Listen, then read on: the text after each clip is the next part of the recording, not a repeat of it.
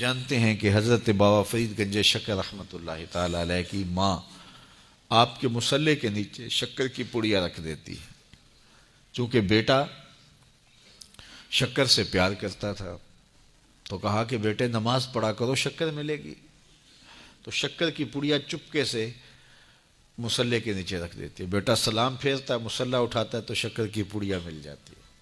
اللہ اکبر. امام غزالی نے لکھا ہے کہ ہر عمل پہلے ریا ہوتا ہے، پھر عادت بنتی ہے، پھر عبادت بنتی ہے. ہم پہلے دن ہی کسی کو ولی دیکھنا چاہتے ہیں، ایسا نہیں ہوتا. پہلے عمل ریا ہوتا ہے، پھر آہستہ آہستہ عادت بنتی ہے، اس کے بعد پھر عبادت بنتی ہے. تو پہلے اس کے مصلے کے نیچے پڑیا رکھ دیتی ہیں ماں. کیا آج کی ماں بیٹے کے مصلے نیچے چاکلیٹ نہیں رکھ سکتی؟ آج کی ماں اس کو نمازی بنانے کے لیے کوئی اس کو لالچ نہیں دے سکتی، کوئی ذریعہ اختیار نہیں کر سکتی؟ بابا فرید کی ماں، آج کی مائیں تو ماشاءاللہ بڑی پڑھی لکھی ہیں. اللہ اکبر. وہ تو سادہ دور تھا، لیکن سادہ مزاج ماں اپنے بیٹے کو ولی دیکھنا چاہتی ہے. آج کی ماں اپنے بیٹے کو ڈاکٹر دیکھنا چاہتی ہے، انجینئر دیکھنا چاہتی ہے، اچھا بزنس مین دیکھنا چاہتی ہے. میں کہتا ہوں بنے، ہمیں خوشی ہے، لیکن سب سے پہلے ماں یہ سوچے کہ میں اپنے بیٹے کو عاشق رسول دیکھنا چاہتی ہوں، میں اپنے بیٹے کو اچھا انسان دیکھنا چاہتی ہوں، اچھا مسلمان دیکھنا چاہتی ہوں. باقی صفات بھی اس میں پیدا ہوں، لیکن جو بنیادی صفت ہے وہ بچے کے اندر کوٹ کوٹ کے بھر دی جائے. تو حضرت بابا فرید کی ماں پڑیا رکھ دیتی ہے شکر کی. اللہ اکبر. ایک دن کہیں گئی تھیں، واپس پلٹی تو راستے میں ہی لیٹ ہو گئیں.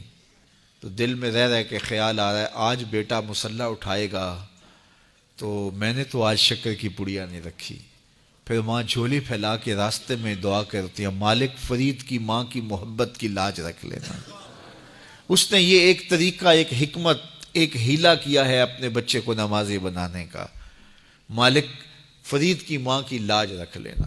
واپس جب گھر پلٹیں تو بچہ نماز پڑھ چکا تھا.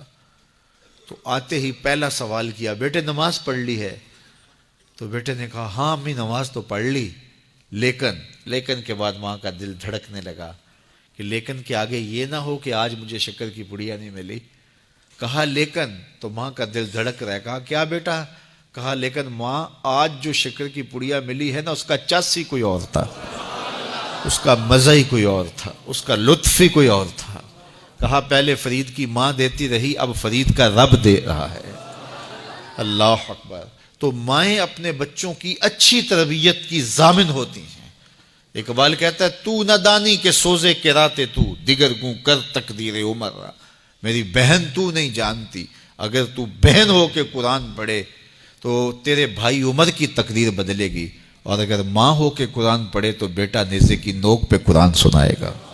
تو یہ ماں کا اثر ہوتا ہے، ماں کی تربیت کا رنگ ہوتا ہے. حضرت خواجہ قطب الدین بختیار کاکی رحمۃ اللہ تعالی علیہ 14 پاروں کے حافظ تھے. جب استاد کے پاس پڑھنے گئے پہلے دن 5 سال 4 سال کی عمر میں، تو استاد نے کہا پڑھو الف لام میم. تو بیٹا سارا پارہ سنا دیتا ہے. کہا چلو بیٹا پڑھو سیقول السفہاء، تو وہ بھی پورا پارہ سنا دیتے ہیں. تلک الرسل فضلنا، پورا پارہ سنا دیتے. 14 پارے یوں سنا دیتے ہیں. کہا مجھے یہاں سے پڑھاؤ سبحان الذی اسری بعبدہ.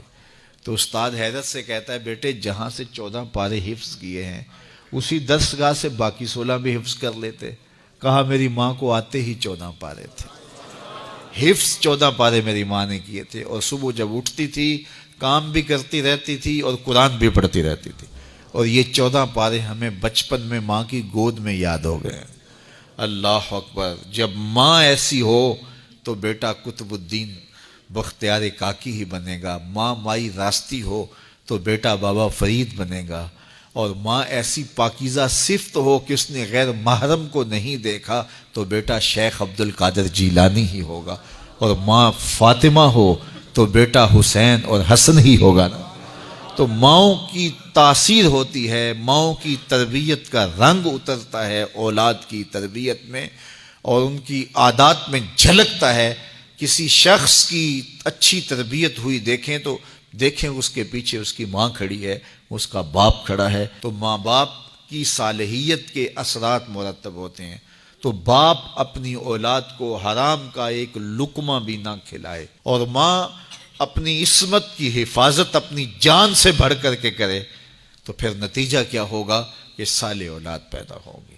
لیکن جب ہم اپنے لقمے کا خیال نہیں کریں گے کہ پاکیزہ ہے یا ناپاکیزہ، اور ماں پردہ کرنا نہ کرنا اس کو کوئی فرق ہی نہیں سمجھتی ہے، تو پھر وہ بھول جائے کہ اس کی اولاد صالحیت کے رنگ میں ڈھلے گی.